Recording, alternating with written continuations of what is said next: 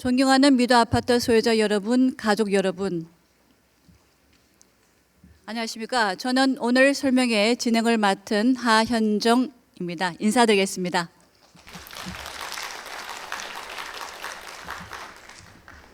미도 재건축 추진준비위원회는 지난 4월 19일 소유자 여러분을 모시고 서울시에 상정되었던 정비계획안의 주요 내용과 소유자 선호 평형 설문조사 결과 등을 보고드린 바 있습니다. 현재 저희의 정비계획안은 30일간의 재공람 절차를 거쳐서 강남구청을 거쳐 서울시의 정비구역 지정 고시를 기다리고 있습니다. 오늘의 이 자리는 정비구역 지정이라는 큰 산을 넘고 있는 이 시점에 다시 한번 그 이후의 계획을 소유자 여러분을 모시고 보고 드리는 자리를 마련하였습니다. 저희 추진준비위원회는 업무 진행의 투명성 그리고 소유자 여러분과의 소통을 두 가지 축으로 삼고 소유자 여러분의 위임을 받은 일꾼임을 잊지 않고 일하고 있습니다. 무더운 여름 날씨에도 함께 해주신 모든 여러분들께 진심으로 감사를 드리며 지금부터 미도 재건축 주민 설명회를 시작하겠습니다. 먼저 한유진 위원장의 인사 말씀 있겠습니다. 박수 부탁드립니다.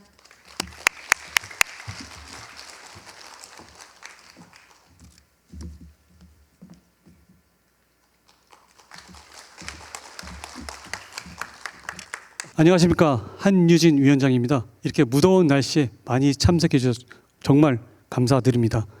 오늘 저희들이 발표한 내용들은 저희 준비위원들이 밤새워서 정성 들여 만든 내용입니다. 관심 있게 보아주시기 부탁드리겠습니다. 아울러 저희 추진준비위원회는 10년 동안 재건축을 진행해 왔습니다. 앞으로도 저희가 재건축을 마무리 질 수 있도록 주민 여러분들의 지지를 부탁드리겠습니다. 감사합니다.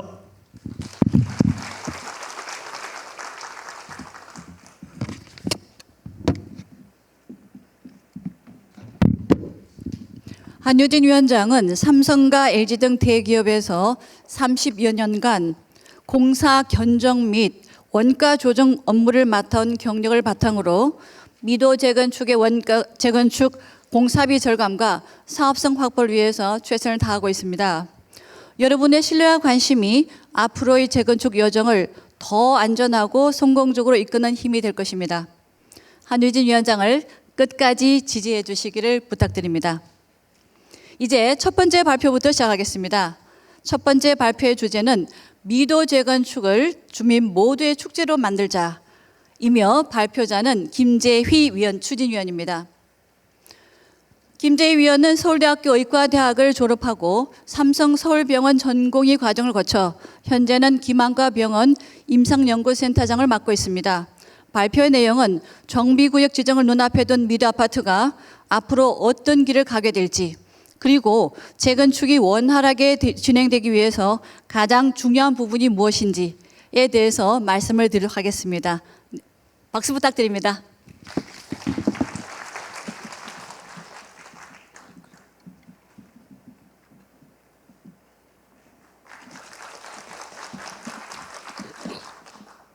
안녕하십니까. 준비위원 김재휘입니다. 지난 4월에 이어서 두 번째로 인사를 드리게 되었습니다.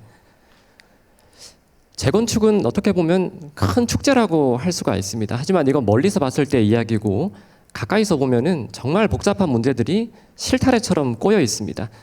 그리고 이러한 문제들을 어떻게 신속하고 현명하게 해결하느냐에 따라서 이 축제가 정말 주민 모두의 진정한 축제가 될지 그렇게 되지 않을지가 결정이 됩니다.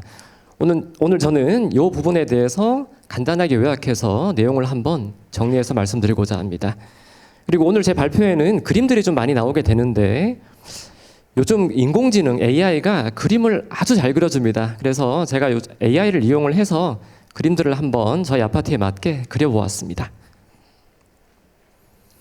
현재 재건축이라고 하는 부분에만 보았을 때 서울시는 축제 분위기입니다. 정말 유명한 주요 재건축 단지들이 정비구역 지정을 받았거나 지정을 앞두고 있는 상태입니다. 정비구역 지정이라고 하는 것은 재건축을 할 수 있다는 것을 시에서 도장을 찍어주는 절차이기 때문에 이후로는 주민들이 모여서 자유롭게 재건축을 추진할 수가 있습니다. 그리고 저희 미도 아파트도 이 축제에 현재 참여한 상태입니다.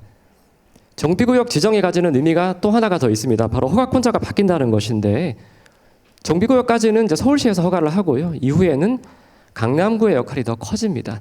서울시에서 허가를 하는 게 어떤 의미가 있을 것인가? 바로 이 추진 자체가 외압에 의해서 영향을 많이 받을 수가 있습니다. 6년 전으로 한번 돌아가 보겠습니다. 그 당시에 서울이 집값이 많이 올랐는데 정부와 서울시에서는 이 강남에서 집값을 올린다 이렇게 해서 사실상 재건축을 못하게 막았던 시기가 있었습니다. 그 당시에 이제 저희 미도 아파트보다 조금 더 진도가 빨랐던 단지들은 주민분들이 다 거리로 나와서 이렇게 시위를 하고 이런 일들도 많이 발생을 했었습니다. 그러면 이 당시에 미도 아파트는 어땠을까? 저희도 이미 추진준비위원회가 형성이 되어서 열심히 활동을 하고 계속해서 정비구역에 대한 입안을 하고 있었는데, 당시 이제 공문 받은 걸 하나 보여드리면은 이런 식으로 공문이 옵니다. 그러니까 강남구에서 온 거긴 한데 실제로 서울시 의견이 많이 담겨 있다고 보시면 되고요. 이만큼 보완을 해라. 이 모든 거를 다 보완을 하면 우리가 심의를 한번 해보겠다라고 되어 있는데, 이건 현실적으로 다 보완을 할 수가 없는 내용들이고 그냥 재건축 안 시켜주겠다라는 것과 같은 이야기입니다. 어려운 과정이 있었고, 하지만 6년이 지난 지금에는 제가 가장 최근에 받은 공문을 보면 수정 가결되었으니까 제공람 도서를 준비해서 빠른 시간 안에 구로 제출해 주시기 바랍니다. 완전히 어조가 바뀌었습니다. 어떻게 보면 이런 과정까지 오게 된 데에는 그동안 아주 오랜 기간 동안 재건축하기 어려웠음에도 불구하고 지속적으로 문을 두드렸던 미도 소유주분들의 노력과 열망이 결실을 얻은 것이 아닌가 생각합니다. 자, 이제는 저희가 재건축을 할 수 있게 되었기 때문에 여러 단체들 또 여러 분들이 아주 크고 아름다운 미도의 미래를 그려가고 있습니다. 아주 멋진 건축, 그리고 이 주변을 같이 어떻게 개발할 것인가, 여기에 대한 많은 안들이 나오고 있고, 사실 저도 이런 안들을 보면은 기분이 좋아집니다. 그런데 저희가 모두가 잘 알다시피 이쪽에서 한 번에 최종 종착지로 건너뛸 수는 없습니다. 언젠가는 저쪽으로 가야겠지만 그 중간 과정은 정말 계단을 올라가듯이 한 계단 한 계단 따박따박 밟아서 올라가야 합니다. 그리고 당장 저희에게 가장 중요한 부분은, 어떻게 보면 인생에 있어서 다른 부분들이 그렇듯이 들었을 때 그렇게 아름다워 보이지도 않고 그렇게 유쾌한 내용도 아닐 수 있습니다. 자, 그러면 지금 저희 앞에 놓여 있는 가장 중요한 것은 무엇일까? 향후 재건축 추진 일정 관련된 규정을 통해서 한번 확인을 해보겠습니다. 자, 저희가 앞으로 여러 과정을 거쳐야 되는데 이 과정마다 허들이 있습니다. 이 허들을 건너뛰기 위해서 필요한 요건이 있는데, 한 번씩 보면 토지 등 소유자의 동의, 전체 소유자와 동별 소유자의 동의, 주민총회, 총회에서의 의결, 이런 내용들입니다. 바로 소유자의 선택이 향후의 진행을 결정한다는 것을 이 규정을 통해서 확인을 할 수가 있습니다. 정비구역 지정 전과 후는 사업의 성격이 완전히 바뀌게 됩니다. 정비구역 지정 전에는 미도 아파트 전체가 하나가 되어서 주로 관청과 대립도 하고 협상도 합니다. 만약에 서울시에서 좀 좋지 않은 내용을 밀어붙이게 되면은 주민 모두가 다 같이 피해를 보게 되고요. 그리고 저희의 요구를 서울시에서 일부 좀 수용을 해주면 주민 모두가 다 같이 좋아지게 되는 것입니다. 어떻게 보면 아파트 소유주들은 공통의 이해관계라고 할 수가 있습니다. 그런데 정비구역 지정 받고 나면은 문제가 완전히 달라집니다. 이때부터는 소유자 사업으로 사업의 성격이 완전히 바뀌게 되기 때문에 소유자들 사이의 시각 차이와 이해관계 충돌로 인한 갈등이 본격적으로 생기게 됩니다. 그리고 이러한 갈등들은 원래부터 없었던 게 아니라 원래부터 있었지만 정비구역 지정 전후로 본격적으로 수면 위로 올라오게 되는 것입니다. 그래서 이런 갈등들이 타 단지에서 어떻게 지금까지 발생을 해왔고 어떻게 해결이 되어 왔는지, 이런 부분들을 미리부터 확인하고 알고 있는 것이 현재 나중에 저희가 겪게 될 갈등을 최소화하기 위해서 매우 중요하다고 할 수가 있습니다. 저희 추진준비위원회에서는 이미 여러 재건축 단지들의 사례들을 수집해서 분석을 진행을 하고 있습니다. 그 사례들을 한번 요약을 해서 간단하게 말씀드리도록 하겠습니다. 우선 가장 잘 알려진 것은 이제 단체 간에 서로 대립을 하는 거고요. 보통 공적으로 일을 하는 단체가 있으면은 여기에 반대하는 비상대책위원회, 즉 이제 비대위들이 생겨나게 되는데, 하나가 생기는 경우도 있지만 여러 개가 생겨나는 경우들도 드물지 않습니다. 또 소유주 입장에 따라서 대립이 발생하기도 하는데, 보유 목적도 그 원인입니다. 내가 정말 재건축된 아파트에 들어와서 살려고 하는지, 아니면은 투자 목적으로 보유를 하다가 처분을 하고 나가려고 하는지 여기에 따라서도 시각의 차이가 크게 생기게 되고 또 평형, 위치, 연령 등에 따라서도 이해관계에는 차이가 발생을 하게 됩니다. 아파트와 상가 사이에 시각이 다르다는 건 이미 잘 알려져 있는 사실이고 경제적인 이해 충돌이나 나중에 업체를 선정하는 데 있어서도 갈등이 생깁니다. 최근에 서울시내 주요 재건축 단지 중에 하나에서는 이미 상당히 진도가 나가 있고요. 어떤 건설사를 선정을 해서 추정 분담금을 다 받은 상태였습니다. 그런데 건설사가 네임밸류가 좀 떨어졌던지 일부 주민분들이 우리는 1군 건설사를 원한다 그래서 건설사를 바꿨습니다. 그랬더니 추정 분담금이 확 늘어난 거죠. 그래서 이제 주민분들 사이에 추정 분담금을 줄이는 게 중요한 분들하고 1군 건설사를 원하시는 분들 사이에 좀 분란이 생긴 그런 예가 실제로 진행 중에 있습니다. 그리고 이 모든 과정이 진행되는 과정에서 정보가 또 혼란이 오게 됩니다. 정작 필요한 정보를 보여주지 않는 경우도 있고 또 거짓 정보라든가 유언비어를 생산해서 그걸 퍼뜨리는 경우도 있습니다. 둘 다 혼란을 더 가중시키게 되고 이러한 갈등이 최고조에 이르게 되면 이제 법적인 소송, 고발, 고소 이런 것들이 발생을 하는데 특히 이런 법적인 문제들은 한 번 이게 크게 엮이게 되면은 이 문제가 해결될 때까지 6개월에서 1년 이상 아예 사업 자체가 멈춰버리는 경우가 생기기 때문에 이런 부분들을 최소화하는 것이 수월한 사업 추진을 위해서 매우 중요합니다. 자, 그런데 여기까지 제가 말씀드린 내용은 어찌되었건 소유주들 사이에서 일어나는 일이기 때문에 시간이 좀 걸리더라도 조율만 되면 저희가 앞으로 나아갈 수가 있습니다. 그런데 문제는 서울시나 정부 정책이 갑자기 바뀌게 되거나 예를 들어서 공공주택 관련 심의 규제 혹은 대출 규제 같은 공적인 어떤 부분에서 뭔가 재건축 아파트에 좋지 않은 변화가 갑자기 발생을 하게 되면 이건 어떻게 보면 소유주들 입장에서는 자연재해를 만난 거랑 같은 거거든요. 저희가 어떻게 할 수가 없는 내용이기 때문에 다 같이 큰 피해를 보는 문제가 발생을 하게 됩니다. 그래서 현재 추진준비위원회에서는 과거부터 계속해서 이런 문제가 생기기 전에 빨리 나머지 과정들을 마무리를 해서 신속하게 진행을 해야 된다는 것을 제1 추진 원칙으로 삼고 현재까지 이를 진행해 오고 있는 상태입니다. 자, 그러면 조금 더 자세하게 현재 가장 주목받고 있는 한강변 재건축 단지들이 있잖아요. 여기 사례들을 한번 알아보겠습니다. 우선 여기 한강변에 있기 때문에 조망권 문제가 많이 생깁니다. 모든 조합원들은 당연히 나는 한강을 보겠다라고 이야기를 하고 계신데 그중에서 기존에 내가 한강변 바로 옆에 있던 동들은 그 위치를 그대로 고수를 하거나 혹은 위치가 조금 바뀐다고 하더라도 가장 좋은 위치를 받겠다라고 당연히 이야기를 하실 거고요. 그 사이에 조율을 하는 데 있어서 좀 시간이 걸리는 문제가 생기고 있습니다. 그리고 어렵게 조율을 해서 이 안을 서울시에 올렸는데 서울시에서 이게 반려를 하는 거죠. 이건 우리 건축 방침과 맞지 않아. 다시 싸. 이렇게 되면 또 이 과정을 반복을 해야 되기 때문에 계속해서 시간이 늘어지게 됩니다. 그리고 이제 대지 지분 문제가 있는데 서로 다른 대지 지분을 가진 단지들을 통합으로 재건축을 하는 경우에는 이 대지 지분에 따라서 어떻게 나중에 평형 배분을 하고 추정 분담금을 어떻게 가야 될 것인지 여기에 대해서도 소유주들 사이에 의견이 갈리게 됩니다. 기부 체납 시설 역시 요즘 핫 이슈 중에 하나입니다.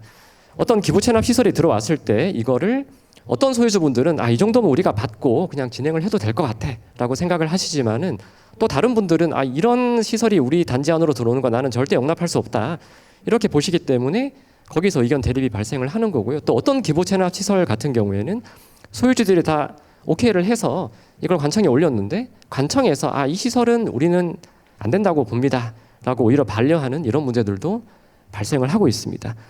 하지만 현재 가장 주목받고 있는 부분은 바로 공공주택입니다. 이 공공주택 벤치가 요즘에 문제가 많은데 다들 잘 아시겠지만 과거에 재건축 단지를 이제 올릴 때는 공공주택, 임대주택이라고 저희가 이야기하는 이 주택들을 한 곳에다가 몰아서 지었습니다. 그런데 몇 년 전부터 서울시 정책이 소셜 믹스라 그래가지고 이렇게 몰아짓는 거를 아예 불허를 하고 공공주택과 일반주택을 섞어서 지어라라고 이야기를 하고 있는 상태입니다. 근데 그러다 보니까 이제 어떻게 섞느냐에 대해서 주민분들의 이해관계가 많이 갈리게 되고 갈등이 좀 발생을 하고 있는 상태입니다. 가장 유명한 부분이 최근에 이제 잠실주공 5단지에 있었던 일입니다. 이게 아시는 분들도 있겠지만 잠실주공 5단지는 잠실역을 끼고 한강변을 보고 있는 아주 큰 대단지입니다. 여기가 나중에 재건축이 되면 정말 송파구를 대표하는 최고의 단지가 될 것으로 많은 분들이 기대를 하고 있는데 최근에 서울시에서 임대주택 배치를 할 때 한강뷰가 나오는 동과 호수 위치에도 임대주택을 섞어라 이렇게 강력하게 밀어붙였거든요. 그래서 내부적으로 좀 많은 조율 과정에서 어려움이 있는 상태입니다. 그러면 이게 한강변만의 문제고 미도 아파트는 이런 게 없느냐? 당연히 그러지 않습니다. 이건 저희가 작년 말에 12월 달에 강남구청으로부터 준비위원회로 받은 공문인데 공문 내용이 좀 깁니다. 그런데 여기서 임대주택 부분만 한번 따오면 저희 아래쪽이거든요. 제가 그대로 한번 읽어드리겠습니다. 공공주택은 분양주택과 사회혼합, 소셜믹스를 위하여 동호수를 분산 배치하고 분양주택과 차별이 없도록 동일한 생활 환경을 제공해라라고 되어 있는데 이 동일한 생활 환경이라는 게 뭐냐? 채광과 조망이라는 게 있습니다. 이 조망 때문에 현재 한강변에서 크게 문제가 되고 있는 것이고 사실 저희도 여기에서는 자유롭지 않습니다. 작년 말에 이 공문을 받고 준비위원회 내부에 많은 위원분들이 정말 큰 걱정을 했습니다. 야, 이거 어떻게 해결을 해야 될까 나중에. 근데 그나마 다행한 점은 이게 먼저 한강변 쪽에서 지금 크게 이슈가 된 덕분에 서울시에서 현재 약간의 유연한 정책 전환을 검토를 하고 있다고 합니다. 이게 어느 정도까지 될지는 모르겠지만 좀 적절한 선에서 잘 타협이 되어서 향후에 미도 아파트가 본격적으로 건축이 될 시점에는 저희가 이 문제 때문에 발목이 잡히지 않을 것을 저는 개인적으로 기대를 하고 있습니다. 자, 이런 여러 가지 갈등 과정들 그리고 저희의 조율이 필요한 과정들을 그때 만났을 때 해결하는 방법은 물론 굉장히 중요합니다. 중요한데 어떻게 보면은 미리 예상되는 부분들이 있습니다. 이건 꼭 대단한 갈등이 아니라도 미리부터 시간이 오래 소요될 것으로 생각되는 과정들은 아예 처음부터 준비하고 시작하는 것이 전체적인 기간을 단축을 시킬 수 있습니다. 그리고 그중에 가장 중요한 부분이 바로 평형 계획입니다. 평형 계획은 재건축 과정에서 가장 민감한 주제 중에 하나입니다. 그래서 이거는 전체 재건축 과정 중에서 여러 번 계획이 계속 바뀌게 되는데 우선 평형 계획을 어떤 단체에서 내게 되면은 여기에 대한 의견을 받고 의견을 좀 세게 주시는 분도 있고 약하게 주시는 분도 있겠죠. 조율 과정을 거치게 됩니다. 이 조율 과정에서는 단순히 뭐 의견을 받아서 조율한다 이런 부분뿐 아니라 법률적인 검토도 있어야 되고 필요하면 국토부의 질의까지 가야 되는 상황들이 발생을 하게 됩니다. 그리고 그 다음에 다시 한번 계획을 짜서 공지를 하고 그 공지를 바탕으로 다시 한번 소유주 분들의 의견을 받게 됩니다. 이게 계속해서 진행이 되는데 한 번 할 때마다 사실상 시간이 매우 오래 걸리기 때문에 이런 부분들에 대해서는 미리미리 준비가 필요합니다. 그래서 추진준비위원회에서는 정비구역에 대한 어떤 결정이 나기 이전 시점인 지난 2월부터 선호평형 조사를 통해서 평형 계획을 설정을 하기 시작하였습니다. 그리고 선호평형 조사 결과를 바탕으로 저희가 지난 과정 동안 오랫동안 신중하게 조율을 하였고 그 결과를 오늘 발표를 할 예정에 있습니다. 결론적으로 이런 여러 과정들에서 현재 시점에서는 여러 부분들 중에 가장 중요한 것이 바로 여러 소유주분들의 적극적인 참여와 의견 개진입니다. 자, 여기 보면 저희가 이번에 설명회를 홍보하면서 현수막을 걸어놨는데 이게 단순히 이제 보기 좋은 이야기를 해놓은 게 아니라 이게 현재 시점에 잘 되어야만 향후에 추진이 수월하게 될 수가 있기 때문입니다. 자, 그러면 이렇게 생각하실 수 있습니다. 나는 의견이 좀 있는 것 같은데 여기 보면 전화번호가 적혀 있잖아요. 갑자기 전화를 해서 이야기를 하기는 조금 부담이 되고 그렇게까지 해야 되나 싶다. 그렇게 생각하시는 분들이 아주 많으실 것으로 저는 추측을 합니다. 그럼 어떻게 의견을 개진을 해야 될 것인가? 가장 좋은 방법은 그냥 저희 사무실로 오셔가지고 그냥 문 열고 들어오셔서 그냥 커피 한잔 하시면서 이야기하시면 됩니다. 전혀 부담을 가지실 필요가 없고 저희 사무실이 어디 있느냐? 이게 좀 찾기가 약간 애로사항이 있는데 여기가 미도 아파트 상가의 1층 평면도입니다. 저희가 1층에 있는데 여기 보면은 주 출입구에서는 조금 먼 방향이거든요. 그런데 3번 상가 출입구 방면에서는 사무실을 비교적 쉽게 찾을 수가 있습니다. 근데 저도 처음에 사무실을 찾아갈 때 이게 너무 좀 구석에 들어가 있어서 아니 왜 이런데 사무실을 열었나 이게 좀 가까운데 열지 이렇게 이야기를 했더니 처음에 추진준비위원회 사무실이 설립이 될 때 상가에 빈자리가 여기밖에 없었다고 합니다. 그래서 어쩔 수 없이 이쪽에다가 사무실을 짓게 되었다고 하는데 옆쪽에 저희 그 가장 큰 주출입구 측면에서 들어오는 3번 출입구에서는 쉽게 찾으실 수 있으니까 언제든지 방문을 환영합니다. 그리고 SNS 활동도 하고 있습니다. 과거에는 저희가 이제 이렇게 네이버 밴드죠. 밴드를 통해서 주로 의사소통을 했었는데 최근 들어서 여러분들이 밴드도 좋지만 나는 주로 카카오를 이용한다. 카카오를 통해서 좀 할 수 있었으면 좋겠다. 의견들을 많이 주셨거든요. 그래서 카카오 채널을 열어서 재건축 소유주분들이 아셔야 되는 주요 정보들은 이 채널을 통해서 의사소통을 하고 있는 상태입니다. 이런 걸 통해 가지고 궁금한 게 있으면 물어보시고 의견이 있으면 언제든지 주시면 저희가 이거를 충분히 토의하고 반영하도록 하겠습니다. 자, 다시 본론으로 돌아가겠습니다. 그 재건축에 있어서 가장 중요한 역량이 무엇이냐 누가 물어보면 건축과 법률이다 이렇게 대답하면은 한 90점 정도는 맞지 않을까 합니다. 하지만 이게 소유주 사업이기 때문에 이 두 가지만으로는 추진을 할 수가 없습니다. 다양한 전문 분야의 백그라운드를 가진 여러 소유주 분들의 지혜가 필요한데 사실 제가 이 추진준비위원회에 가입을 해서 회의를 참석을 하면서 아주 인상적이었던 부분이 있습니다. 바로 소유주 분들께서 평생 종사해 오셨던 어떤 직업적인 백그라운드에 따라서 같은 사안이라도 바라보는 시각이 다르고 해결책을 찾는 방향이 완전히 다르다는 것입니다. 그만큼 많은 분들의 지혜가 필요하구나 저도 개인적으로 많이 느끼게 되었고 또 실제로 나중에 단지 구성을 하는 데 있어서는 경험적인 측면도 매우 중요합니다. 이 지혜가 중요한데 여기 계신 여러분들 중에서는 정말 오랜 기간 미도 아파트에 거주를 하시면서 자식들도 다 키우시고 아파트 구석구석도 내가 다 알고 그리고 이 양재천 주변이 그동안 어떻게 발전해 왔는지를 속속들이 목도하신 분들이 계십니다. 이분들의 지혜가 향후 아파트의 건축 계획이 설립되는 데 있어서 매우 필요합니다. 그리고 조금 더 다른 측면으로 보면 최근 몇 년 사이에 매매에 들어오신 분들이 또 계시잖아요. 이분들 같은 경우에는 집값도 많이 오른 상태에서 다른 단지를 선택하지 않고 미도 아파트를 선택하신 뚜렷한 이유가 있습니다. 이런 이유들은 저희 아파트가 발전하는 데 있어서 미래지향적인 시각을 보는데 매우 중요합니다. 언제든지 의견 개진을 부탁드리겠습니다.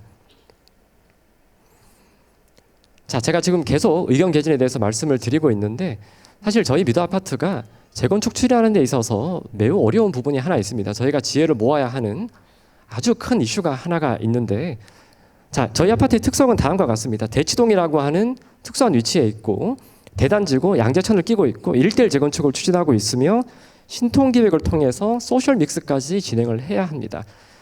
현재 반포동이나 양재동에는 훌륭한 재건축 아파트들이 들어서 있습니다. 그런데 이 아파트들이 재건축되는 어떤 특성에 있어서는 저희랑 공유하는 부분이 그렇게 많이 없거든요. 그래서 이런 아파트들이 재건축되는 그런 여러 가지 방식들을 저희가 그대로 가져와서 할 수가 없는 상태입니다. 정말 하얀 눈밭이 있는 그거를 최초로 걸어야 되는 부분이 있기 때문에 이거는 어디로 어떻게 방향 설정을 해야 될 것인가 저희가 스스로 길을 뚫어내야 하는 상황입니다. 그나마 다행한 점은 현재 재건축 단지들을 다 봤을 때 미도 아파트와 정말 유사한 특성을 가지고 있는 재건축 단지가 있다는 것입니다. 딱 하나 있는데 그게 바로 압구정동입니다. 자, 이게 단순히 뭐 고급 주거 지역이고 집값이 비싸고 이런 걸 넘어서 딱 보시면은 상당히 많은 부분을 미도 아파트와 공유하고 있다는 걸 알 수가 있습니다. 그리고 한 가지 다행한 점은 압구정동은 이미 조합이 다 설립이 되었고 저희보다 훨씬 빠르게 진행이 되고 있는 상태였습니다. 그렇기 때문에 여기서 이미 시행착오를 많이 겪어봤을 것이고 그 부분을 어떻게 해결할지에 대해서 어느 정도 방향성이 잡혀 있는 상태일 것입니다. 따라서 만약 저희가 압구정동에서의 어떤 지혜를 좀 빌려올 수 있고 이거를 저희 아파트에 적용을 잘 할 수 있으면은 훨씬 더 신속하고 수월하게 재건축을 진행을 할 수 있을 것입니다. 그래서 지난 5월 달에 추진준비위원회의 한유진 위원장을 필두로 몇 분의 준비위원분들이 압구정 3구역 조합을 방문을 하였습니다. 3구역 가운데 있는 가장 큰 구역이고요. 조합장과의 간담회를 통해서 정말 압구정동의 그간에 있었던 일들, 갈등을 어떻게 조율을 했는지, 서울시나 강남구랑은 어떤 식으로 계속해서 협상을 하고 건축 계획을 세워왔는지 여기에 대해서 많은 논의를 진행을 하였습니다. 그리고 여기에서 얻어진 부분들을 저희 미도 아파트에 향후 적용을 하기 위해서 내부적으로 준비를 하고 있는 상태입니다. 제가 조금 전에 드린 말씀 중에 현재 이 시점이 저희가 많은 분들의 지혜를 모을 시점이라고 말씀을 드렸습니다. 이 시점이 중요한 한 가지 큰 이유가 있습니다. 재건축은 길게 가져가야 합니다. 이게 1, 2년 만에 끝나는 게 아니기 때문에 상당히 장기간 동안 추진을 하게 되는데 이게 어느 시점이 되면 그때부터는 조금 속된 말로 불도저처럼 밀어붙이는 것이 대부분의 소유주분들에게 더 큰 이득을 가져오는 시점이 분명히 오게 됩니다. 그리고 이러한 시점에 밀어붙였을 때 부작용을 최소화하고 바른 방향으로 가기 위해서는 처음에 그나마 약간의 시간적인 여유가 있을 때 충분히 의견을 저희가 받아서 조율을 해서 방향을 옳게 설정하는 것이 필요하기 때문입니다. 자, 그럼 오늘 지금 제가 말씀드린 내용에 대한 요약 그리고 결론 부분이고요. 이 슬라이드 한 장이 오늘 제가 말씀드릴 내용의 가장 핵심이라고 할 수가 있습니다. 정비구역 지정 후 다음 단계는 우리 안의 갈등을 넘는 것입니다. 추진준비위원회는 이렇게 준비하고 대응하겠습니다. 우선 갈등은 자유로운 과정이라는 것을 인식을 하겠습니다. 그리고 소유주분들의 다양한 목소리를 항상 경청하도록 하겠습니다. 더 나아가서 갈등을 절대 감추거나 외면하지 않고 항상 수면 위로 드러내서 타협하고 조정하겠습니다. 그러니까 모든 문제는 이러한 갈등을 뒤에서 좀 좋지 않은 방식으로 해결하려고 하다가 더 큰 문제를 만들게 됩니다. 저희는 항상 모든 문제를 양지로 끌어올려서 조율을 하고 해결하도록 하겠습니다. 또한 충분히 준비하고 신속하게 대응하겠습니다. 항상 공부하고 과거 사례, 현재 진행 중인 타 단지의 사례와 해결 과정을 면밀히 수집 분석해서 준비를 하도록 하겠습니다. 그래서 갈등이 전체 주민들의 발목을 잡지 않도록 신속하게 대응해 나가겠습니다. 마지막으로 준비위원회 내부도 지속적으로 개선하겠습니다. 그 어떤 조직도 완벽할 수는 없습니다. 준비위원회도 완전하지 않다는 점을 인정하고 더 나아지도록 끊임없이 노력하도록 하겠습니다. 자, 이제 제 발표에 거의 막바지에 왔습니다. 저는 출퇴근을 할 때 올림픽대로를 항상 운전을 해서 타고 다닙니다. 제가 항상 보는 풍경을 하나 사진을 찍어 왔는데 여기 어딘지 혹시 보이실까요? 네. 바로 대한민국에서 현재 아파트를 이야기할 때 가장 주목받고 있는 지역인 서초구 반포동의 서측, 그러니까 한강변 지역입니다. 자세히 보면 아크로 리버파크와 레미안 원베일리가 보이고 그 옆으로 반포 1, 2, 4주구를 재건축하는 DH 클래스트가 지금 타워 크레인이 쫙 올라가고 있고 그 뒤쪽에 반포 3주구 재건축인 레미안 트리니원은 상당히 지금 건물이 올라간 상태입니다. 자, 이 중에서 현재 가장 큰 주목을 받고 있는 단지가 바로 DH 클래스트입니다. 이 단지가 한강을 끼고 아주 그 직사각형 모양으로 단지 모양이 반듯합니다. 그리고 5,000세대로 엄청나게 큰 대단지입니다. 자, 그런데 어떻게 보면 이 단지가 대단지고 반듯한 직사각형 모양, 저희 미도 아파트와도 좀 비슷하게 생겼다고 할 수 있습니다. 현재는 이렇게까지 많은 주목을 받는 단지이지만 여기까지 오기가 결코 순탄하지 않았고 과거에 10년 동안 정말 온갖 사건 사고가 다 있었던 단지였습니다. 그래서 어떤 분들은 반포 1, 2, 4주구는 재건축 리스크를 총망라한 백과사전이다 이렇게까지 이야기를 하기도 하였습니다. 하지만 이제는 이런 모든 문제들을 다 뛰어넘어서 건축물이 올라가고 있잖아요. 이 과정을 지켜보신 조합원 분들은 정말 감회가 새롭지 않을까 합니다. 그리고 이제 몇 년 후 미도 아파트의 모습입니다. 이때 여기 계신 모든 분들이 양재천 건너편에서 이 큰 미도 아파트 부지에 타워 크레인이 올라가고 건축물이 올라가는 모습을 지켜보면서 뿌듯해할 수 있는 이 날이 가까운 미래에 오기를 기대하겠습니다. 그리고 미도 재건축이 주민 모두의 진정한 축제가 될 수 있도록 추진준비위원회는 철저하게 준비하고 신속하게 대응하겠습니다. 감사합니다.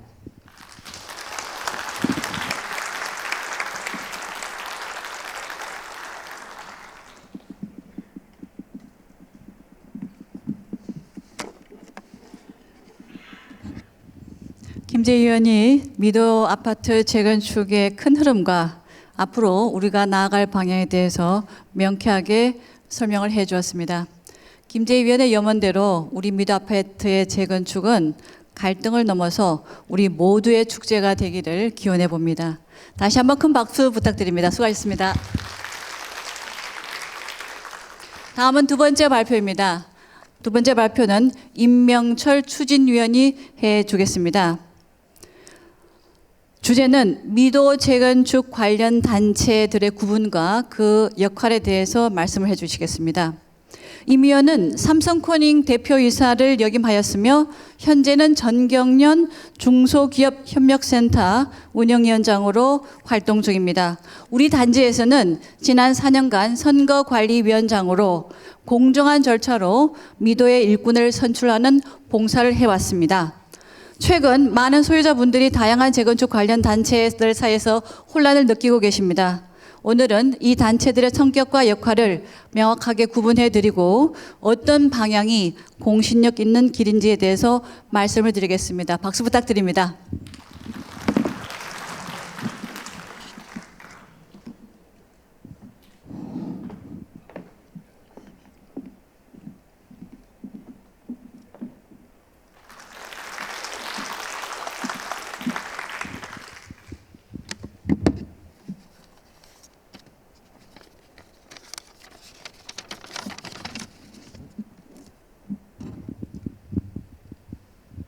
예, 안녕하십니까. 방금 소개받은 임명철입니다. 저는 211동 1405호 소유자입니다. 저에게는 미도 아파트가 굉장히 특별한 의미가 있다고 생각합니다. 제가 1983년에 저희 부모님이 미도 아파트를 분양받아서 같이 있게 되었습니다.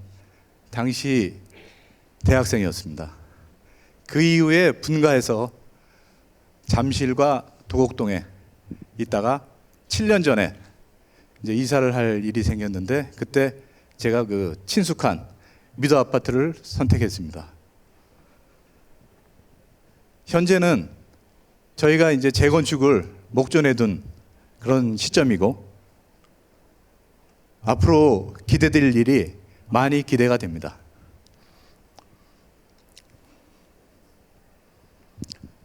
제가 오늘 말씀드릴 사항은 제가 잠실과 도곡동에서 재건축 조합원으로서 경험을 말씀드리고요. 그 다음에 미도 관련, 재건축 관련해서 단체들이 어떤 역할을 하는지 그 부분에 대해서 말씀을 드리겠습니다. 먼저 저희 조합원으로서의 잠실 리센츠의 경험을 말씀드리겠습니다. 잠실 리센츠 같은 경우에는 초기에 설계 변경이 있었습니다. 그래서 설계 변경에 따라서 추가 분담금 문제가 발생이 됐고, 이로 인해서 일부 조합원들이 이거 이러면 안 되겠다 하는, 그런 너무 부담스럽다 하는 움직임이 있었고, 그 이후에 이주비 증액에 대한 이슈를 또 문제 삼아서 또 다른 이제 단체들과 규합되는 일들이 생겼습니다. 결국은 이제 비대위가 구성이 되었고, 이로 인해서 바로 열려야 될 총회도 무산이 되고, 의사결정이 상당히 지연이 되면서 전체적인 공사 기간이라든지 그다음에 비용 부담이 조합원들한테 다 전가되는 그런 문제가 있었습니다. 이 이외에도 재건축 과정에서 한 3가지 정도 사건 사고가 더 있었습니다. 첫 번째 말씀드릴 사항은 지하 굴착 작업을 하면서 생긴 그쪽에 모래가 좀 많거든요. 양질의 모래가. 양질의 모래들을 불법으로 매각해서 이득을 취한 사건이 발견이 돼서 상당히 큰 이슈로 떠오른 게 있었고, 그 이후에 상가 분양 대행사의 무리한 계약을 이행해야 되는 문제가 있었습니다. 결국은 그렇게 이행을 못했고, 대행사는 소송을 제기해서 결과적으로 말씀드리면 수십억 원의 손해가 났습니다. 그래서 그 결과 조합이 파산되는 경우까지 생겼습니다. 이게 업무가 중단된 거죠. 또 다른 일은 조합장이 뇌물을 받은 사항이 있었습니다. 공사 현장에, 한바식당이죠. 공사 현장 식당에 수억 원의 뇌물을 받은 사건이 생겨서, 이거는 이제 공사가 다 끝나고 나서 밝혀져서 나중에 구속되는 사건까지 생겼습니다. 이런 사례들을 통해서 저희가 얻을 수 있던 교훈은, 조합 운영이 투명하게 해야 되고, 그 다음에 적절한 견제 장치가 필요하다 하는 것을 인식할 수 있습니다. 또한 조합 운영하면서 생기는 여러 가지 이해관계들이 있는데, 이런 이해관계를 조정을 잘 하고 조합원들 간의 갈등을 예방을 해서 사업이 정상적으로 진행될 수 있게 되어야 되겠습니다. 이건 다음으로 이제 도곡 렉슬, 도곡 주공 1단지 조합원으로서의 사례였습니다.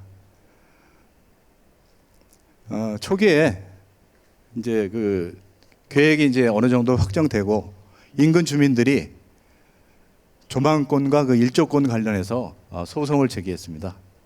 물론 이제 배상을 받기 위해서 한 거죠. 거기에다가 이제 공사 중지, 가처분 신청까지 해서 일단 이제 굉장히 이게 이슈화 됐었고, 여기에 더해서 지하 공사할 때 문제가 생겨서 부지 침하라든지 부지 침범 문제가 생겼습니다. 그래서 이런 문제로 인해서 법적 분쟁으로까지 비화가 됐고, 특히 조합하고 인근 주민, 시공사와 인근 주민 간에 얽히는 분쟁이 대법원까지 가게 되었습니다. 결과적으로는 제가 기억하기에는 수백억 원의 배상을 청구해서 낸 걸로 알고 있습니다. 이 이외에도 사실 그 재건축하다 보면 그 평형 배분 문제가 항상 있습니다.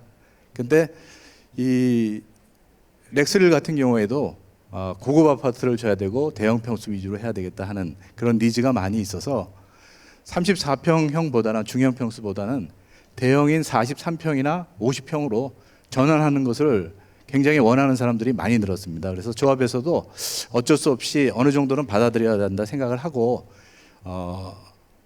굉장히 그 위기의식을 느끼고 그 평형 계획을 다시 수립하고 이에 따른 그 분담금을 다시 했는데 결과적으로는 제가 보기에는 잘한 결정이었던 것 같습니다. 신속하고 명확하고 결정된 사항에 대해서 홍보를 잘 해서 그 이후에는 굉장히 성공적인 재건축이 되지 않았나 하는 생각이 듭니다.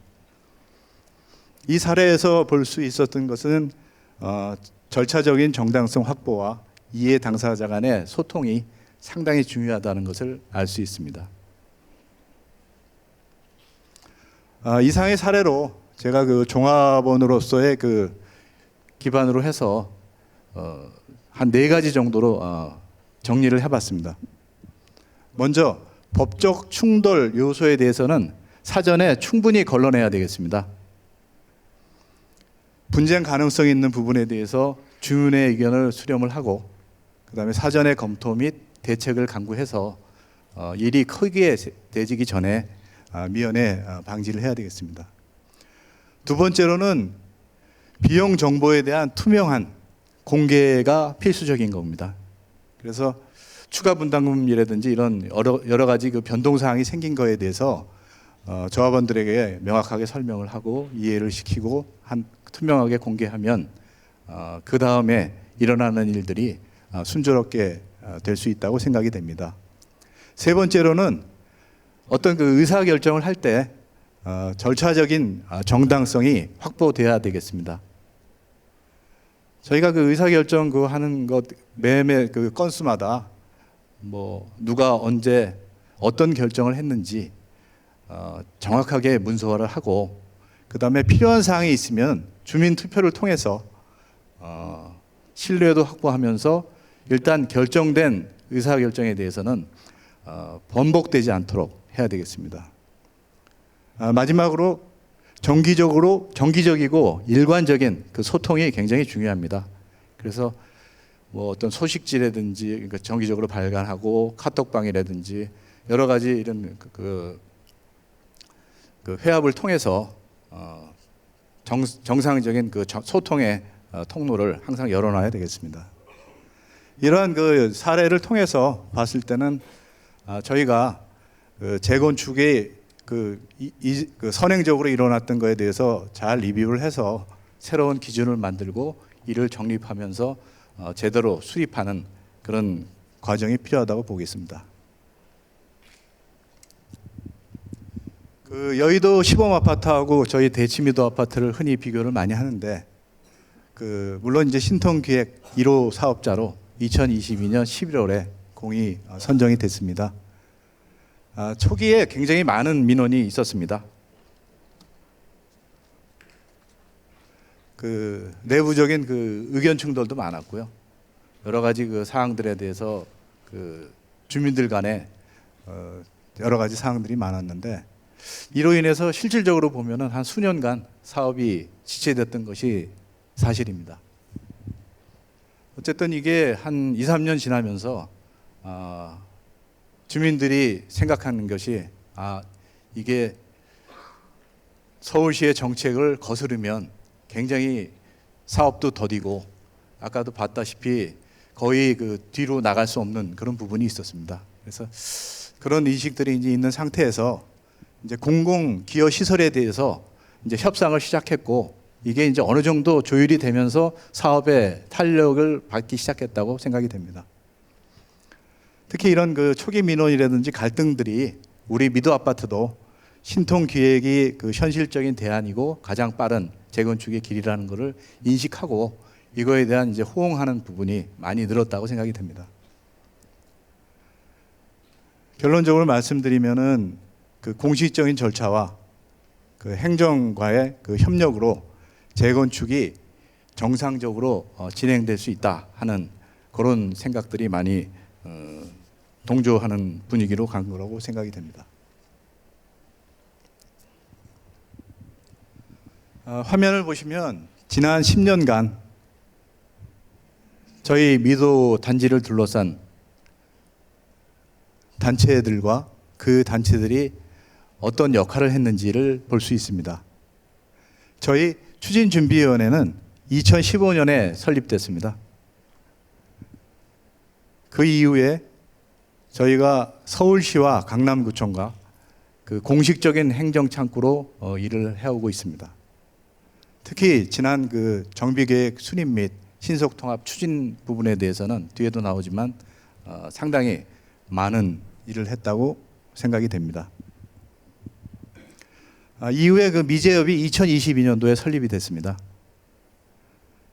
설립 이후에 미제협은 신속통합기획에 비판적인 의견을 지속적으로 견지를 해오고 있습니다. 특히 지난번에 그 반대 공람 의견서를 제출하는 바람에 저희 초기 재건축이 1년 정도 지연된 그런 사례도 있습니다.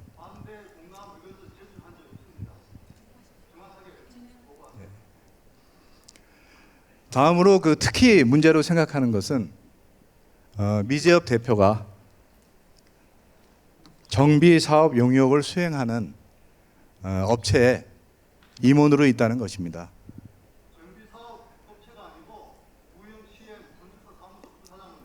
미제협 대표로 있으면서 정비 사업을 용역을 수행하는 민간 업체의 경영진으로 있다는 것은 명백한 이해 충돌이 있다고 생각이 됩니다.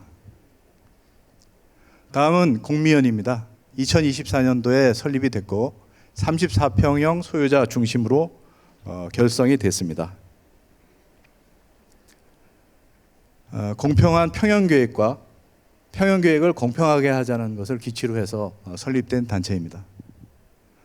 미통련은 최근에 신설된 단체가 되겠습니다.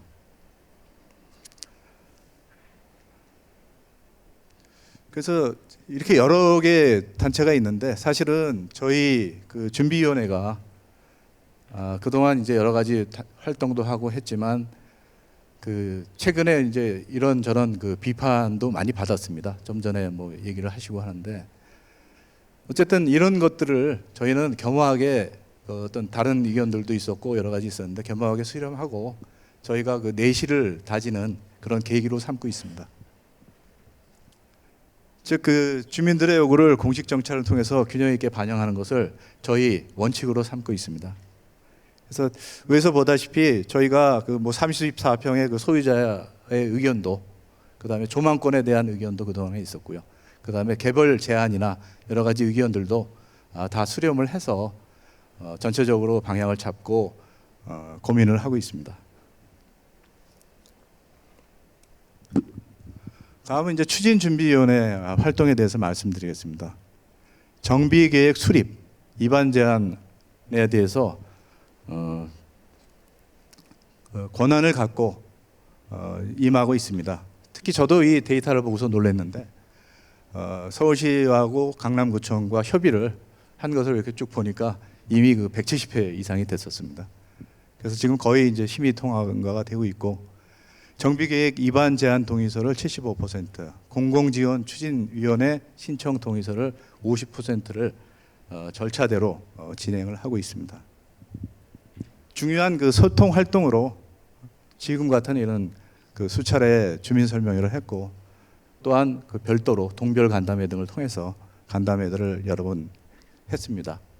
또한 그 평형 조사 이런 부분도 했었고 그다음에 미도 타임즈를 발간하는 등 여러 매체를 통해서 소통을 하도록 노력하고 있습니다.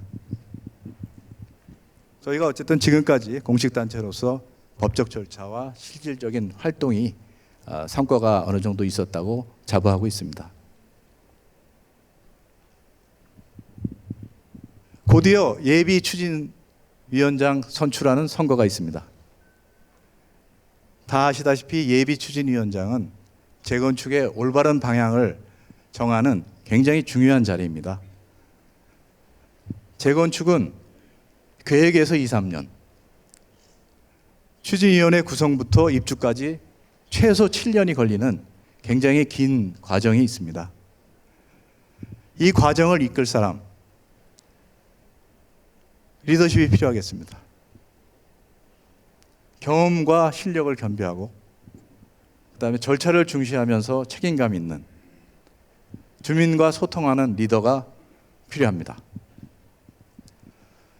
다음으로는 공공지원 추진위원회 구성이 있습니다. 공공지원 추진위원회는 진정한 그 재건축 사업의 첫 관문입니다. 그래서 서울시와 강남구청과 공식적인 그 지원을 받아가면서 공식적인 절차에 의해서 그 다음 단계인 정비 계획을 수립하고 조합을 설립하는 그런 재건축의 초기 단계에 기반을 잡는 굉장히 중요한 기구입니다.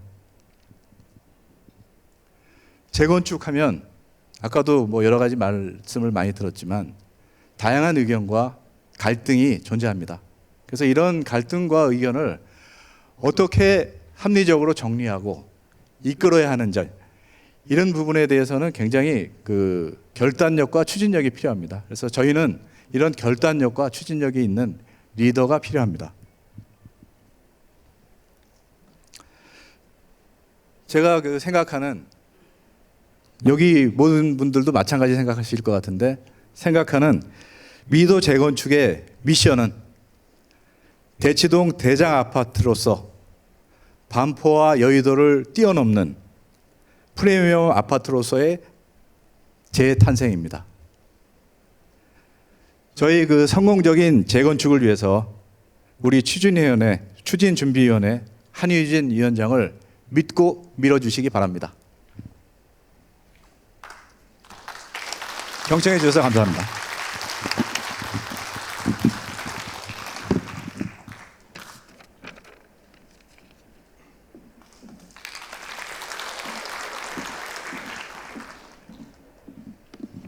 수고하셨습니다.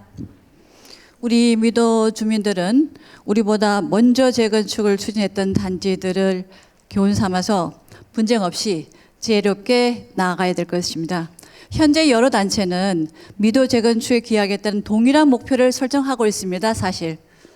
그래 따라서 언젠가는 함께 손을 잡고 주민들에게 봉사하는 날이 오리라고 믿고 있습니다.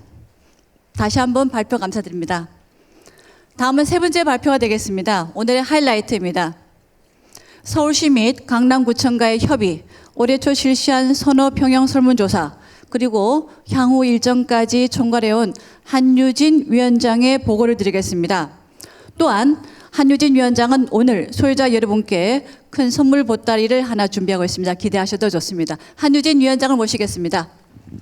박수 부탁드립니다.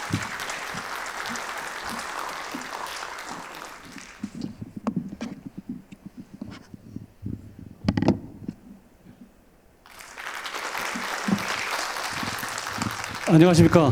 한유진 위원장입니다. 이렇게 더운 날씨에도 많이 참석해서 다시 한번 감사 인사드립니다. 제가 오늘 발표할 내용은 소유자 맞춤 평형 계획입니다. 저희가 이 평형 계획을 할 때 이런 네 가지의 단계를 걸쳐서 저희가 준비를 했습니다. 첫 번째로는 기존 세대 평형과 비율에 대한 조사를 했습니다. 두 번째로는 기존 정비 계획안에 대해서 분석을 실행했고 이 두 가지 기초 자료를 통해서 저희가 시뮬레이션을 한 결과를 말씀드리도록 하겠습니다. 시뮬레이션은 10여 차례 저희가 진행했지만 그 중에서 전용 180 그 최대 면적 조합원들이 최대 면적을 확보할 수 있는 안하고 그 다음에 서로 조사를 통한 확대안에 대해서 말씀을 드리도록 하겠습니다. 마지막으로 이 두 가지 케이스를 비교해서 최저안에 도출하도록 하겠습니다. 기존 대치미도 평형은 건축물 대장과 등기부 등본을 통해서 저희가 자료를 조사했습니다. 수치가 똑같을 겁니다. 그렇게 오른쪽으로 보시면은 그 분양 면적 비율이라는 수치가 있습니다. 이게 어떤 의미냐면은 가장 작은 평형을 1로 봤을 때 제일 큰 평형이 1.94배, 약 2배 정도 크다고 보시면 될 것 같습니다. 따라서 저희는 이 분양 면적 비율을 기준으로 해서 평형 계획을 설계할 예정입니다. 다음은 그 평형 계획을 만들 때 기준을 두 가지로 저희들이 설립했습니다. 첫 번째로는 가장 중요한 선호 평형 조사를 반영한다. 두 번째로는 조합원 전체 면적이 130% 이내 안으로 설계를 한다. 근데 좀 부연 설명을 드리면은 저희는 대치미도 같은 경우는 1:1 재건축을 진행하고 있습니다. 법적 규정으로 보면은 현재 제가 갖고 있는 면적의 최대 130%까지만 설계가 가능합니다. 따라서 이 두 개의 규정을 맞춰서 저희가 평형 계획을 설계할 예정입니다. 추가로 분양 면적이란 말이 있는데 실생활에서 많이 들으셨을 겁니다. 분양 면적은 전용 면적과 공용 면적의 합계를 분양 면적을 합니다. 근데 전용 면적을 하면은 저희가 오로지 나 자신만 사용할 수 있는 면적, 그다음에 공용 면적은 타인과 공용으로 쓸 수 있는 면적인데 쉽게 좀 말씀을 드린다 하면은 저희가 현관문을 기준으로 해서 나설 때 현관문 안쪽은 전용 면적으로 보시면 되고요. 현관문을 밖에 복도가 이 계단 같은 경우에는 공용 면적으로 보시면 됩니다. 다음으로는 저희가 4월 달에 선호 평형 조사에 대해서 저희가 주민 설명회 때 보고를 드렸습니다. 그 내용을 두 가지로 축약을 하면은 첫 번째는 약 80% 이상이 중대형 평형을 원한다. 또 두 번째로는 현재 소유하고 있는 평형보다 좀 넓은 평형을 원한다. 근데 이 두 가지를 합하면 우리 조합원들은 자산 가치 상승 또는 좀 넓고 프리미엄 주거 공간을 확보하기를 원한다. 따라서 저희는 그 자산 가치 상승과 프리미엄을 극대화시킬 수 있는 평형 계획을 진행하도록 하겠습니다. 다음으로는 저희가 조합원들이 최대로 가져갈 수 있는 평형에 대해서 한번 저희가 검토를 해봤습니다. 최대 130% 정도를 고려했을 경우에는 가장 작은 평형이 46평, 그 다음에 가장 큰 평형이 89평으로 구성됩니다. 이 분양 면적이 약 130% 정도를 맞췄기 때문에 조합원들의 면적은 결론적으로 보면 조합원 면적은 극대화되는데 극대화되는 만큼 일반 분양분은 대폭적으로 감소가 됩니다. 따라서 일반 분양분과 분담금은 상반관계가 있기 때문에 이 분담금 같은 경우는 굉장히 높아질 거라고 예상이 됩니다. 그러나 불행하게도 이 안은 저희가 실현이 어렵습니다. 사실은 사업성이 나오지 않기 때문에 적용이 불가능할 거라고 생각합니다. 따라서 저희가 소유주 선호 평형 반영하고 조율한 안에 대해서 다시 한번 말씀드리도록 하겠습니다. 이 기준으로 저희가 설계를 하면 가장 작은 평형이 41평으로 구성이 되고 가장 큰 평형이 82평으로 구성이 됩니다. 전체 조합원의 세대 수는 2,436세대가 구성이 되고 있으며 분양 면적 비율을 했을 때는 약 15% 더 상승한 맞춤으로 설계를 했습니다. 따라서 전체 세대가 대형 평형으로 구성되어 있어서 대치동에서 유일하게 프리미엄 단지로 거듭날 것 같습니다.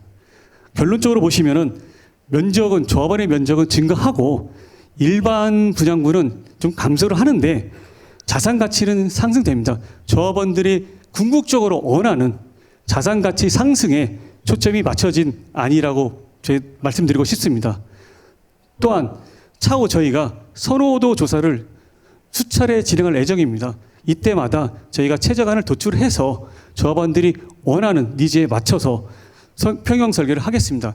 특히 저희 조합원 같은 경우에는 1+1에 대한 관심도가 높고 또 하나는 평형 선택을 좀 다양화시켜 달라라고 말씀을 하고 있습니다. 따라서 저희가 조합원들이 원하는 평형으로 이동이 가능하도록 어느 평형으로 갈 수 있도록 저희들이 평형을 다변화시키도록 하겠습니다. 다음으로는 저희가 앞전에서 말한 두 가지 케이스에 대해서 좀 더 하나의 표로 좀 쉽게 설명을 드리도록 하겠습니다. 현재 저희 아파트는 34평에서 66평으로 좀 구성이 되어 있습니다. 그러면 선호평형 조율안으로 보면은 저희가 41평부터 82평으로 구성이 되고 전체 세대 수는 3,753세대 정도로 예상이 되고 있습니다. 여기에 보면은 일반 분양분이 좀 관심이 많을 것 같은데 일반 분양 세대 수는 572세대가 지금 예상이 되고 있고요. 분담금은 그렇게 높지 않을 거라고 생각이 됩니다. 추가로 제가 좀 더 이해를 쉽게 하기 위해서 정비 계획안에 나온 수치와 좀 비교를 해봤습니다. 현재 정비 계획안에 따르면은 3,914세대로 되어 있고요. 일반 분양분은 722세대로 되어 있습니다. 따라서 722세대에서 572세대로 약 150세대 정도가 좀 줄어들고 있습니다. 그렇지만 분담금은 정비 계획안에서 보고 드린 거하고 별 차이가 없지 않나, 약간 뭐 대동소이하지 않을까라고 지금 예상을 하고 있습니다. 결론적으로 보신다 하면은 이 안 자체가 조합원들의 면적은 최대한 증가를 시키고 또한 자산 가치를 상승시킬 수 있는 안이라고 저는 자부합니다. 다음으로는 최신 아파트 트렌드에 대해서 말씀을 드리도록 하겠습니다. 저희 대치미도 아파트는 대치역, 하계울역, 남쪽으로는 개포역을 끼고 있습니다. 따라서 하계울 쪽을 보시면은 세택 부지가 있고 세택 부지는 아시겠지만 강남구 신청사가 개발될 예정입니다. 복합 개발될 예정입니다. 또한 영동대로 위쪽으로 보신다고 하면은 지금 GBC 센터가 공사를 준비하고 있습니다. GBC 센터가 개발되고 나면 저희 아파트는 여기에서 근무하는 직원들의 주거 배우지라든지 선호도가 높아질 거라고 예상됩니다. 또한 최근에 위례 신사선이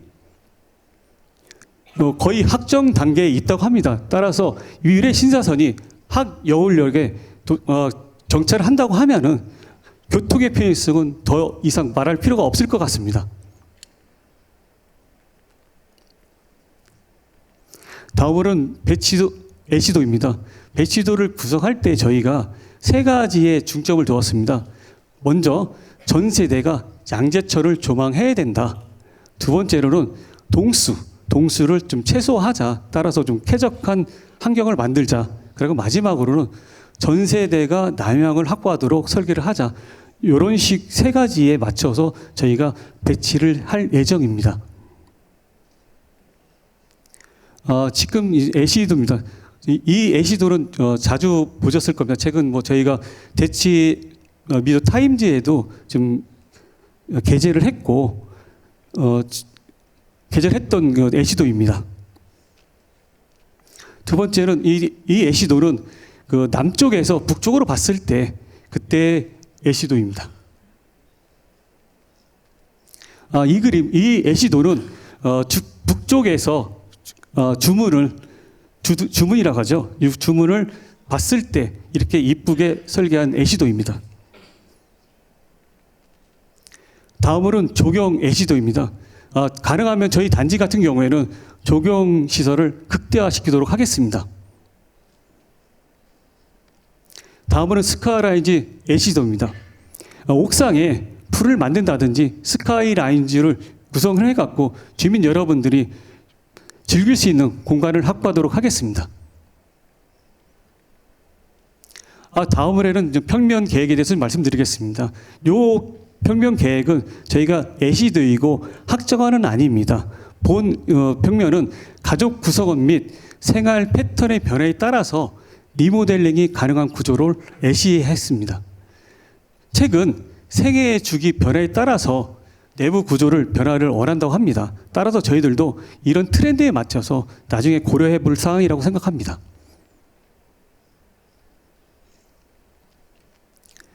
다음으로는 임대 수익과 자녀 독립 공간 활용 가능한 세대 분리형 구조입니다. 즉 출입구를 분리를 통해서 프라이버시를 확보할 애시도입니다. 따라서 저희 아파트 같은 경우는 대형 평형으로 구성되어 있기 때문에 이런 트렌드 자체도 저희가 한번 고려할 만한 예라고 생각합니다. 다음은 단위 세대 평면도입니다. 56평 사이즈고요. 더 넓고 쾌적한 프리미엄 하우스로 저희가 예시도를 만들어 봤습니다. 다음은 51평입니다. 양재천 뷰를 온전히 담아낸 파노라마 하우스이고요. 선호 평형 조사를 하니 주민분들께서 가장 선호한 평형이 이 평형이더라고요. 따라서 저희 이 평형에 대해서는 좀 더 저희가 좋은 트렌드를 반영하도록 하겠습니다. 다음은 41평형입니다. 현관, 거실, 침실에서 풍경을 누리는 테라스 하우스로 만들도록 하겠습니다. 또한 여기 보시면은 오른쪽에 보시면은 저쪽에는 마스터 존을 만들어서 공간을 활용도를 높이도록 하겠습니다. 다음으로는 조경 트렌드입니다. 최근의 조경 트렌드는 세 가지 요소를 반영한다고 합니다. 첫 번째로는 자연의 흐름, 두 번째로는 자연과의 조화, 세 번째는 자연 속의 휴식, 이런 세 가지 테마로 구성이 된다고 합니다. 왼편에 보시면은 왼편은 단지 중심부의 메인 커뮤니티 광장입니다. 또 오른편에 보시면은 단차를 이용한 경관을 조성할 예정입니다. 다음으로는 공공보행 통로입니다. 저희 단지는 지상에는 차도가 없습니다. 다 보행로밖에 없습니다. 또 일부 단체에서 저희 아파트에 차도가 있다고 좀 설명하는 부분이 있는데 전혀 그렇지는 않고 보행로만 있습니다. 따라서 저희 주민들이 편안하게 즐기고 아니면 담소를 나눌 수 있는 공간을 조경으로 확보하도록 하겠습니다. 오른편에는 단지 중심을 동서로 가로지르는 커뮤니티 가로입니다.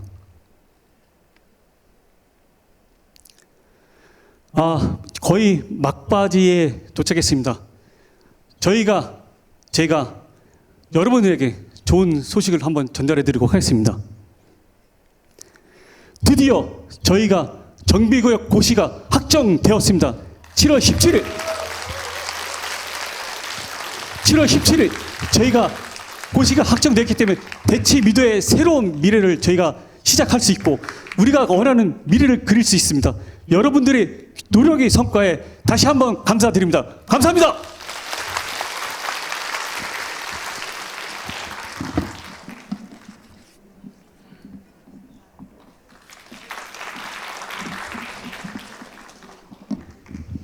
(10년을) 기다려온 정비구역 지정이 드디어 7월 17일에 이루어집니다. 한유진 위원장님 고생 많이 하셨습니다.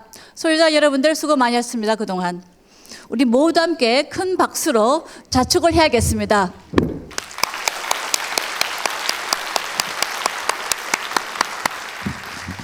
이제 마지막으로 네 번째 발표가 되겠습니다. 재건축의 핵심 사항 및 주요 일정, 특히 시공 과정에서 발생하는 여러 상황에 대처하는 방법에 대한 발표가 준비되어 있습니다. 발표자는 진병훈 총무분과장입니다. 진병훈 총무분과장은 한국중공업, 포스코 건설 등에서 40년이 넘는 현장 경력을 가진 건설 전문가입니다. 공사 현장 40년의 경력으로 우리 미도 아파트의 공사가 시작이 될 때 공사 기간 내 절약, 공사비 절감에 전문 지식을 발휘해 줄 것을 기대합니다. 박수 부탁드립니다.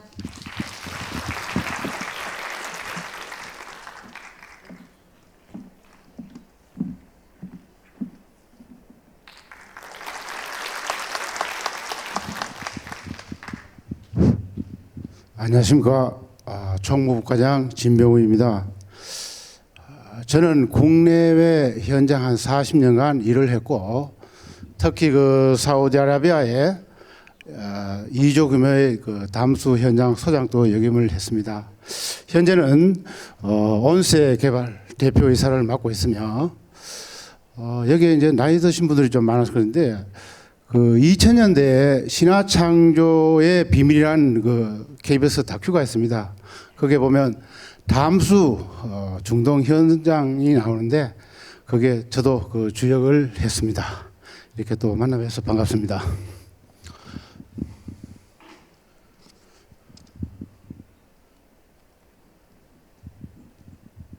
오늘 저는 재건축 핵심 사항 및 일정에 대해서 말씀드리도록 하겠습니다. 앞부분에서 위원장님이나 우리 위원님들께서 거의 충분하게 재건축에 관련돼서 이야기를 했다고 봅니다. 제가 좀 이야기하고 싶은 거는 제가 현장에서의 경험과 또 우리 아파트 가격이 어떻게 변화되고 있는지, 그리고 제가 총무니 향후의 그 일정에 대해서도 말씀을 드리도록 하겠습니다. 먼저 좀 신나는 정비구역 지정이 되면 우리에게 어떤 의미가 있는지를 한번 보도록 하겠습니다. 제가 생각하는 정비구역 지정은 이제 재건축에 시동이 걸렸다, 이렇게 보고 있습니다. 그전에는 아직 시동을 걸지 않고 준비만 하고 있었다면 이제 시동을 걸어서 출발을 한다, 이렇게 보여집니다. 그 내용을 살펴보게 되면 자산 가치가 상승이 되고 공식 협의체를 중심으로 재건축이 진행됩니다. 그리고 주거 환경이 향상이 되게 되겠습니다. 그럼 여기서 자산 가치에 대해서 어떻게 상승이 되는지를 여러분과 함께 다른 지역의 사례를 들어서 한번 보도록 하겠습니다. 34평 기준으로 압구정 3구역과 반포 주공 1단지 엄마아파트를 비교해 보겠습니다. 먼저 압구정 3구역의 경우 정비구역 전에는 34억을 했습니다만 정비구역 지난 1년 내에 50억 이상이 상승이 되어서 16억이 상승폭이 이루어졌습니다. 다음으로는 그 반포 주공 1단지 지정 전에는 28억에서 지정 후에는 46억으로 18억 상당히 상승이 많이 되었습니다. 그 다음으로는 엄마아파트입니다. 28억에서 한 41억으로 13억 정도가 상승이 되었습니다. 이 정비구역이 지정이 되면 이 사례서와 같이 저희들 아파트 가격이 50% 정도가 상승을 하게 됩니다.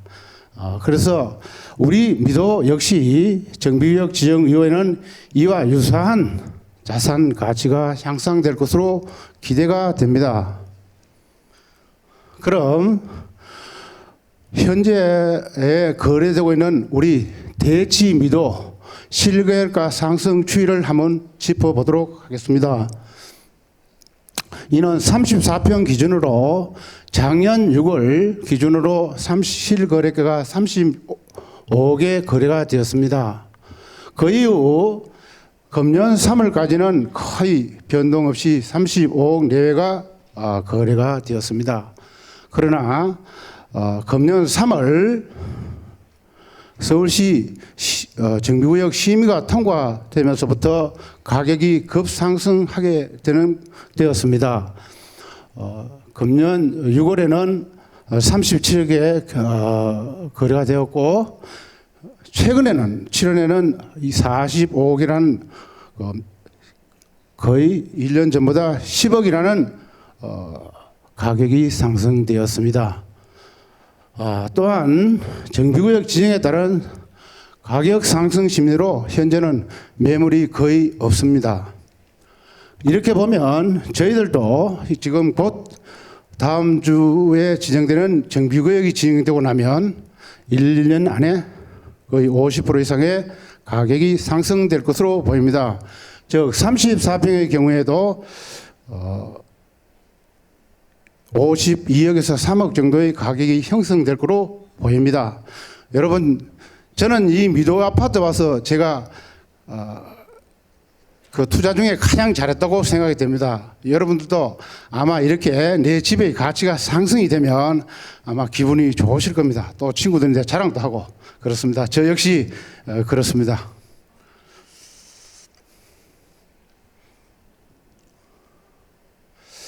다음으로는 제가 총무니까 이 일정에 대해서도 한번 말씀드리도록 하겠습니다. 앞에서 그 위원장이 얘기한 것처럼 정비구역 지정이 다음 주 17일 날 고시가 확정되어 있습니다. 정비구역 지정을 위해 재건축 추진위원회의 그 최종 목적은 정비구역 지정입니다. 정비구역 지정이라고 하면 추진으로 넘어가고 조합이 있을 때는 그러한 과정을 밟습니다. 그래서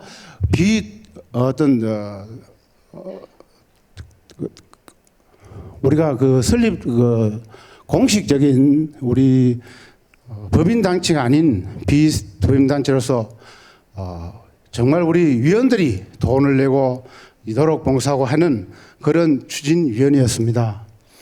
그렇지만 지속적으로 우리가 정비구역을 추진했기 때문에 10년 동안 계속 추진을 해서 성과를 얻게 되었습니다. 그 다음으로는 공공지원을 받기 위한 동의서 제출입니다. 이미 우리가 강남구청에 동의서를 단체별로 다 제출되어 있는 상황입니다. 그 다음으로는 강남구청에서는 예비추진위원장 및 감사를 선거하게 됩니다. 이 감사를 선거하기 위해서 정비업체를 강남구청에서 선정을 합니다. 9월경에 선정을 하게 되고 10월경에는 예비추진위원장 및 감사에 대한 선거 주민 설명회를 개최할 예정입니다. 그 다음 금년 11월에 예비추진위원장 및 감사가 선출될 선거가 있을 예정입니다. 선거 방법은 직접 투표와 전자 투표를 병행해서 가장 최다 득표자가 선출이 됩니다. 선출된 예비 추진위원장은 주민들의 동의 50%를 받아서 추진위를 구성하게 됩니다. 여기까지가 금년 재건축 일정입니다.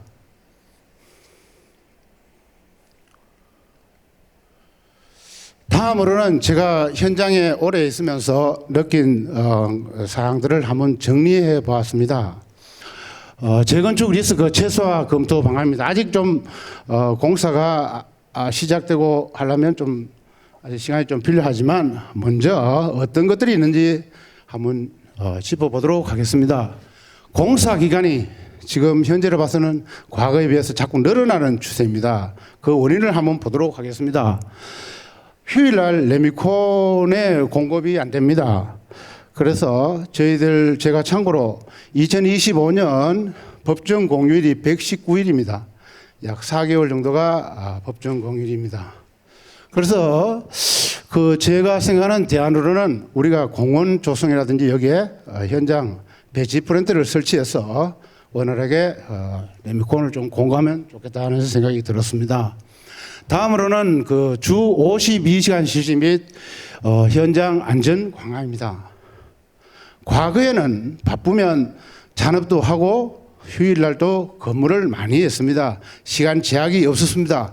일주일에 100시간을 해도 그렇게 누가 간섭하지 않았습니다. 이제는 법으로 52시간이 규정되어 있기 때문에 이 또한 공사 기간이 늘어나는 그러한 요인이 되겠습니다. 안전관리 마찬가지입니다. 현재 안전관리를 계속 강화하고 있습니다. 물론 현장에 안전관리를 해야 됩니다만 이러한 부분도 공사 기간이 늘어나는 요인이 될 수 있겠습니다. 또한 주 45일제를 실시 예정인데 주 45일제를 실시하게 되면 연 22개월 정도의 작업을 못하는 결과를 나타냅니다. 그래서 이러한 요인들이 향후 공사 기간이 좀 늘어날 수 있는 그런 소지가 있다고 볼 수 있습니다. 다음에는 공사비입니다. 재건축 증가 요인에 대해서 말씀드리도록 하겠습니다. 재건축은 굉장히 긴 기간 동안 공사를 하는 기간입니다. 즉 우리가 조합이 설립되고 나면 주 시공사를 선정을 합니다. 계약을 합니다. 그러면 그 시공사가 현장에 착수될 때까지는 거의 3년 이상의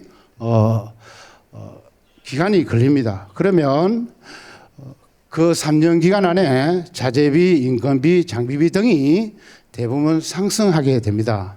그러면 또한 국제 원자재가 상승하게 되면 시공사가 좀 감당하기가 어려운 그러한 상황이 되겠습니다. 그 일례로 우리 둔촌 주공 아파트가 공사를 하다가 중단되다가 이런 경우가 발생되었는데 그 또한 이러한 사례라고 보게 되었습니다.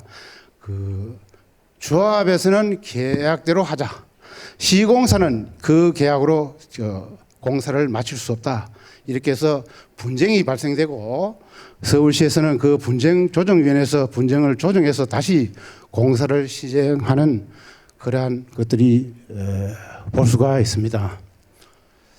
다음으로는 공기 지연에 따른 비용 상승입니다. 저희들이 공사를 하려면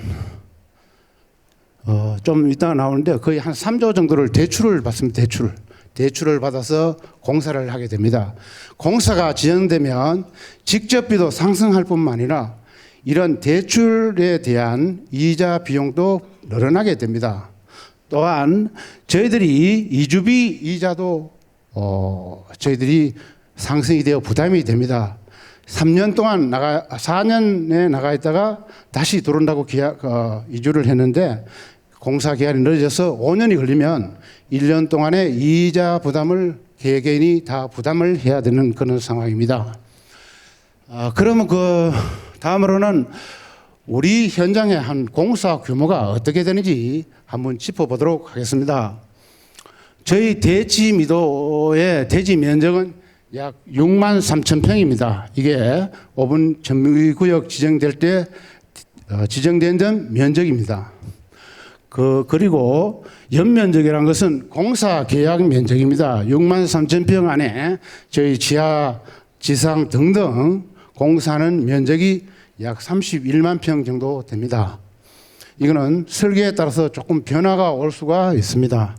용적률은 뭐 아는 것처럼 30% 미만, 건폐율 18.84%, 청수는 지하 4층에서 지상 49층 이하로 되어 있습니다.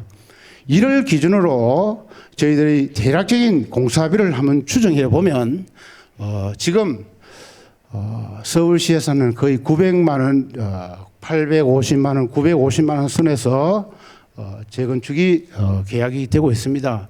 저희들이 1,000만 원 기준으로 해봤을 때 저희들이 계약 면적이 31만 평이면 3조 1,000억이라는 아주 대형 공사 현장이 되겠습니다. 그러면 이는 대형 공사 현장에서는 조금만 절약하면 되면 엄청난 금액이 세이브가 됩니다. 그래서 어떻게 하면 리스크를 좀 줄일까 하는 제 나름대로 이 방안을 한번 적어봤습니다. 준공시까지 매달 공사 일정 투입비 리스크를 철저히 관리한다. 우리가 일정대로 공사나 비용이 딱딱 그렇게 들어가지 않습니다. 매달 다르게 들어갑니다. 그러면 과투바되고 늦어지는 부분은 어떻게 캐치할 건지를 끝을 두고 리스크 관리를 해 나가야 되겠습니다. 그 다음으로는 공기 지연 비용 상승이 예상시 조기 대처로 최소화하자. 정말 문제가 생기면 바로 좀 대처를 해야 됩니다. 우리의 속담에 호미로 말 것을 가로로 막는 그런 속담도 있습니다. 이게 초기에 문제가 생긴 것을 해결하지 않으면 시간이 지날수록 공사 기간도 늘어나고 비용도 상승하게 됩니다. 다음으로는 주 시공자 계약 시에 구체적으로 좀 계약을 해서 리스크를 좀 줄여야 되겠습니다. 이런 부분들이 제가 생각하는 리스크를 줄일 수 있는 방안이다고 생각이 듭니다. 그러면 제 경험으로 볼 때 이 대형 프로젝트가 조금만 좀 제때 시공이 되고 자재나 또 인원 장비가 제때 들어오는 거하고 또 지연되고 사람은 왔는데 장비가 안 와서 작업을 못 하다든지 이런 경우가 자꾸 발생되게 되면 공사비는 올라가게 됩니다. 그래서 제가 현장 경험을 통해서 느낀 바로는 조합장의 역량에 따라서는 한 5% 정도의 공사비 절감이 가능하다 이렇게 보여집니다. 충분히 5%라는 왜냐하면 공사라는 것은 상당히 외부적인 요인이 많습니다. 예를 들어 리모컨 파업을 한다든지 또 이렇게 되면 공사를 진행을 할 수가 없습니다. 그럴 때 어떻게 하면 이런 리스크를 잘 극복할 건지를 역량을 가지고 대처하는 것과 그냥 되는 대로 대처하는 것은 너무 차이가 많이 납니다. 그래서 저는 이 조합장이 역량이 이런 대치 능력 있는 사람이 뽑았으면 좋겠다는 생각을 하게 되었습니다. 여러분 공감하십니까? 이거는 제가 현장에 계속 있으면서 제가 소장을 한 15년 했습니다. 해보니까 제가 마음을 먹기에 따라서 공사비가 절감이 되고 그러한 것을 제가 충분히 체험을 했습니다. 그래서 예를 들면 자재가 공급이 안 돼서 현장에 진행이 안 된다든지 또는 장비가 안 돼서 사람이 놀고 있다든지 이런 경우가 발생되면 코스트는 올라가고 공기는 지연이 됩니다. 그런 것을 잘 조화롭게 역량 있게 하면은 충분히 저는 5%라는 것은 엄청 큰 금액입니다. 저희 프로젝트가 크기 때문에 3조 중에 5%면 1,500억입니다, 여러분. 그래서 적은 엄청난 돈을 역량을 갖추면 절약할 수 있다, 이렇게 볼 수 있습니다. 저도 이 마지막인데 한유진 위원장이죠. 한유진 위원장 할 때 왔는데 제가 총무를 맡고 있으면서 거의 이렇게 가까이서 본 인간적인 한유진 위원장에서 좀 PR도 하고 싶어 저를 뛰어나왔습니다. 한유진 위원장은 추진위원회에 7년간 총무로서 봉사를 했고 또 공식적인 우리 추진준비위원회에서 선거를 통해서 위원장으로 선출이 되었습니다. 저는 이런 경력이나 이런 면보다도 인간적으로 한유진 위원장 거지 없고 진실되고 좀 젊음을 갖는 리더다, 이렇게 저는 생각하고 있습니다. 또한 누구보다도 솔선수범하는 위원장이다. 왜냐하면 여러분 단지에서 많이 만났을 겁니다. 주민들도 하고 개인도 그 소송도 하고 솔선수범을 하는 그러한 위원장입니다. 또 제가 느낀 것은 우리 주민들의 소리를 들어주는 소통하는 위원장이다, 이렇게 저는 생각을 하고 있습니다. 그리고 마지막으로 중요한 것은 재건축에 대해 혼신을 전력을 다하는 위원장이다. 직장도 그만두고 현재는 매일 12시간씩 재건축을 위해서 열심히 일을 하고 있습니다. 그래서 저는 앞에 여러 위원님들도 부탁드렸지만 한의원 위원장을 저는 좀 선택해 주시기를 부탁드립니다. 그리고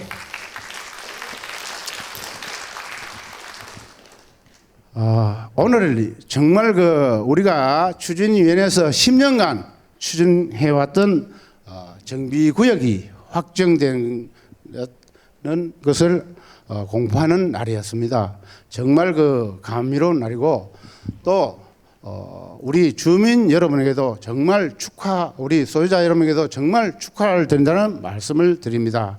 아울러 정말 정비구역을 위해서 혼신 노력으로 정비구역을 이끈 우리 한유진 위원장에게 마지막으로 박수 한 번 더 부탁드리겠습니다.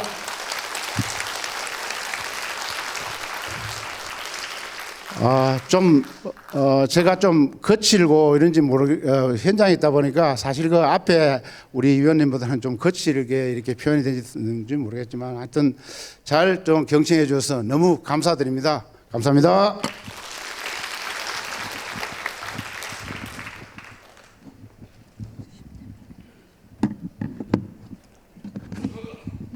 진병원 의원님과 한유진 위원장 두 분의 현장 실무 경력 수십 년의 지혜가 우리 미도 아파트의 재건축에 큰 쓰임으로 쓰일 날이 올 것이라고 예상됩니다.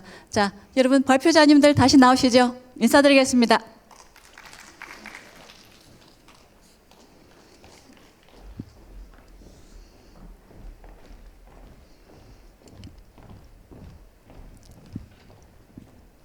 자, 인사드리고요. 네.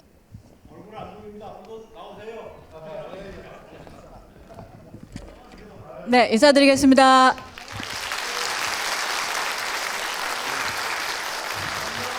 지금까지 장시간 함께해 주신 미도 소유자 여러분 진심으로 감사드립니다.